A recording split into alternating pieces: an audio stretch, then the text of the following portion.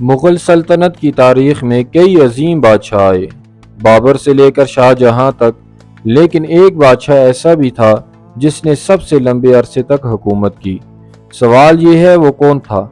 وہ بادشاہ تھا اورنگزیب عالمگیر۔ اس کی حکومت سن 1658 سے شروع ہوئی اور 1707 تک جاری رہی، یعنی تقریباً 39 سال۔ یہی وہ دور تھا جب مغل سلطنت اپنی سب سے بڑی وسعت کو پہنچی۔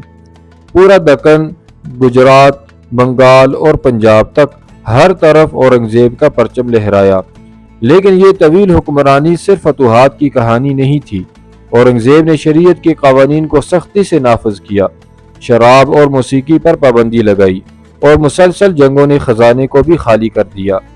طاقتور ترین بادشاہ ہونے کے باوجود اندرونی بغاوتیں اور لمبی لڑائیاں سلطنت کے زوال کی بنیاد بن گئیں۔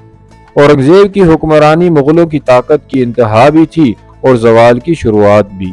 آپ کے نزدیک اورنگزیب کو تاریخ کامیاب حکمران کہے گی یا متنازع؟